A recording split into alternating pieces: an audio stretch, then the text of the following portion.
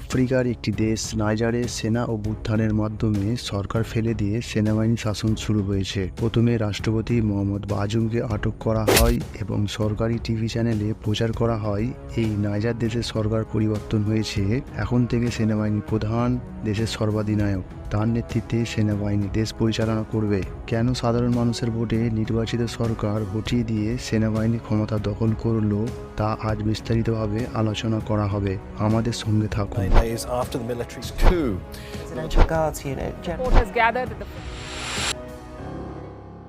এই বিষয়ে আলোচনা করতে গেলে প্রথমেই জানতে হবে নাইজার দেশের ফেলে আসা ইতিহাস সম্পর্কে। নাইজার ও নাইজেরিয়া দুটি আলাদা দেশ। নাইজেরিয়াতে ব্রিটিশদের শাসন ছিল আর নাইজারে ফ্রান্সের। নাইজার আফ্রিকা মহাদেশের পশ্চিমে অবস্থিত একটি দেশ। এটি একটি ল্যান্ডলক কান্ট্রি, অর্থাৎ নাইজার দেশের সীমানায় কোনো সাগর বা মহাসাগর নেই। নাইজার সাহিল রিজিয়নের মধ্যে অবস্থানগতভাবে অন্যতম গুরুত্বপূর্ণ দেশ। সাহিল রিজিয়ন হল সাহারা মরুভূমি ও সাভানা তৃণভূমির মধ্যভাগের অবস্থিত দেশগুলি। এই রিজিয়নের একদিকে লোহিত সাগর ও অন্যদিকে আটলান্টিক মহাসাগর রয়েছে। এটি না পুরোপুরি সাহারা মরুভূমি না পুরোপুরি সাভানা তৃণভূমির মধ্যে অবস্থিত। সাহারা ও সাভানার মধ্যে লম্বা বেল্টের আকারে ছড়িয়ে আছে সাহিল রিজিয়ন। এই রিজিয়নের মধ্যে অবস্থিত দেশগুলি সর্বদা আন্তর্জাতিক খবরের শিরোনামে থাকে। তার জ্বলন্ত প্রমাণ নাইজার। নাইজার দেশটির নামকরণও আফ্রিকার তৃতীয় বৃহত্তম নদী নাইজারের নামেই হয়েছে, যেখানে নীল প্রথম ও কঙ্গো দ্বিতীয় বৃহত্তম নদী। ইউএস ডিপার্টমেন্ট অফ স্টেটের তথ্য অনুযায়ী নাইজারের 98% জনসংখ্যাই হল মুসলিম। মুসলিমদের মধ্যে সুন্নিদের প্রভাবই বেশি। যখন ইংল্যান্ড ও ফ্রান্সের সাম্রাজ্যবাদী আগ্রাসন চূড়ান্ত সীমায় ছিল, তখন ফ্রান্স পশ্চিম আফ্রিকায় তার উপনিবেশ বিস্তার করতে শুরু করে এবং পশ্চিম আফ্রিকায় 8টি উপনিবেশ স্থাপন করেছিল: Mauritania, Senegal, Mali, Guinea, Ivory Coast, Burkina Faso, Benin এবং নাইজার। 1890-এর দশক থেকেই ফ্রান্স নাইজারে কলোনি গড়তে শুরু করে। যেমন ব্রিটিশরা ভারতে 1757 সালে পলাশি যুদ্ধের পর ক্ষমতা বিস্তার করতে শুরু করে। ফ্রান্সের অনেক প্রচেষ্টার পর 1905 সালে নাইজার ফ্রান্সের সামরিক শাসনের ভূমিতে পরিণত হয়। 1914 থেকে 1918 সালে ঘটে থাকা প্রথম বিশ্বযুদ্ধের প্রভাব একটু কম হওয়ার পরই ফ্রান্স নাইজারকে পুরোপুরি ফ্রান্স শাসিত কলোনিতে পরিণত করে 1922 সালে।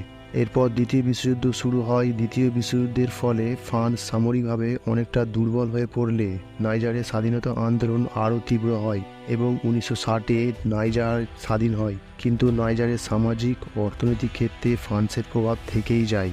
স্বাধীনতা পাওয়া নাইজারে 1974 সালে প্রথম সামরিক অভ্যুত্থান হয় এবং সেনাবাহিনী শাসন শুরু হয়। এই সেনাবাহিনী অভ্যুত্থানের প্রধান কারণ হলো 1960 সালে নাইজার স্বাধীন হওয়ার পর এনপিপি এডিআর পার্টি থেকে হামানি ডিওরি প্রথম নাইজারের রাষ্ট্রপতি ঘোষিত হয়। হামানি ডিওরি 14 বছর শাসন করে। তার শাসনকালে কোনো গণতান্ত্রিক পদ্ধতিতে ভোট করানো হয়নি, অর্থাৎ একদলীয় শাসন ব্যবস্থা চলছিল, সঙ্গে দুর্নীতি চরম আকার ধারণ করেছিল।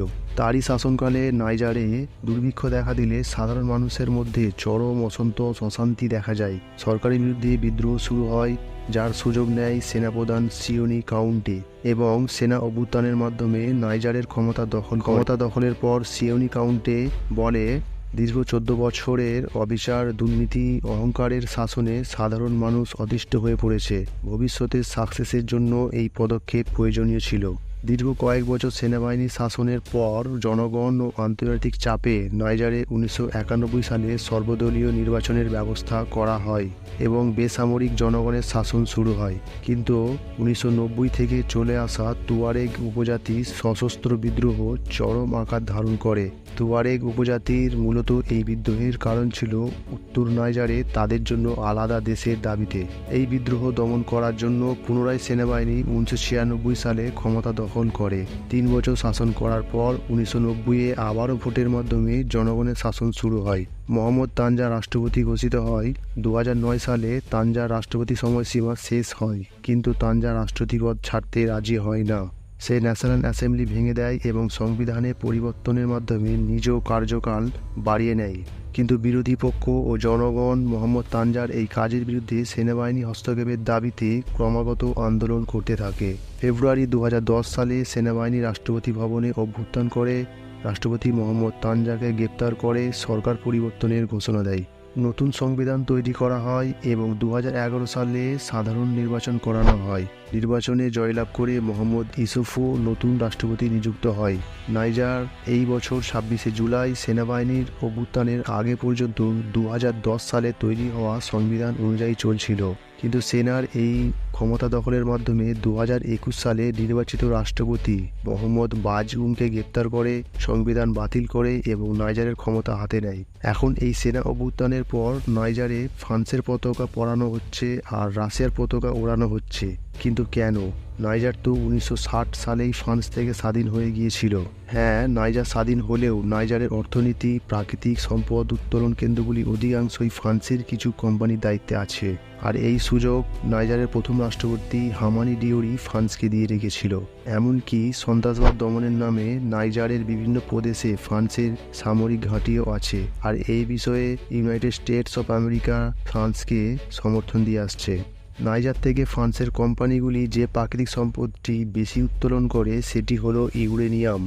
নাইজার ইউরেনিয়াম রিজার্ভের দিক থেকে বিশ্বের 7ম স্থানে আছে। রেউটার্সে প্রকাশিত আর্টিকেল অনুযায়ী ফ্রান্স তাদের 70% পারমাণবিক শক্তির জন্য 50% নাইজারের ইউরেনিয়ামের ওপর নির্ভর করে এবং নাইজারের ইউরেনিয়ামের 24% ইউরোপের অন্যান্য দেশগুলিতে রপ্তানি করে। তাদের বিদ্যুতের 1/4 নাইজারের ইউরেনিয়ামের কারণে চলে। ইউরোপীয় ইউনিয়নের নিউক্লিয়ার এজেন্সি ইউরাটমের তথ্য অনুযায়ী 2022-এ নাইজার হল ইউরোপে ইউরেনিয়াম সরবরাহকারী দ্বিতীয় বৃহত্তম দেশ। নাইজার থেকে 2022-এ 2975 টন ইউরেনিয়াম ইউরোপীয় ইউনিয়নে সরবরাহ হয়েছে, যেটা ইউরোপীয় ইউনিয়নের মোট আমদানিকৃত ইউরেনিয়ামের 25.4%।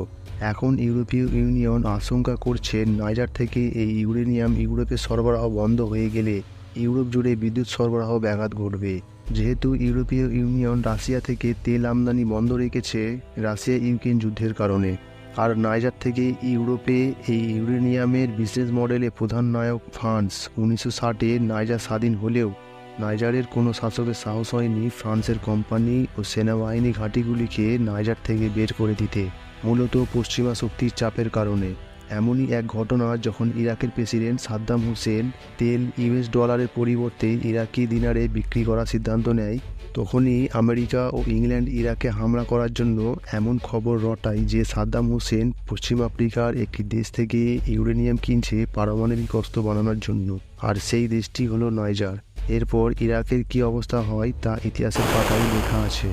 বাজুম সরকারের ফ্রান্সের সঙ্গে এরকম হাত মিলিয়ে চলা নাইজারের জনগণকে ফ্রান্স ও বাজুম সরকার বিরোধী করে তোলে, যার সুযোগ নেয় সেনাবাহিনী। এদিকে সেনা অভ্যুত্থানের পর আমেরিকা ও ফ্রান্সের রাষ্ট্রপতি ইমানুয়েল ম্যাক্রন নিজ বিবৃতি দিয়েছে। সাহিল রিজিয়নের অন্যান্য দেশগুলি বাজুমকে পুনরায় ক্ষমতা ফিরিয়ে দেওয়ার জন্য দাবি জানিয়েছে, অন্যথায় নাইজারে সামরিক অভিযানের ঘোষণা দেওয়া হয়েছে। রাজনৈতিক বিশ্লেষকদের মতানুযায়ী নাইজারে এই সামরিক অভ্যুত্থানের পেছনে রাশিয়া মদতপুষ্ট ওয়াগনার গ্রুপের প্রত্যক্ষ সহযোগিতা আছে।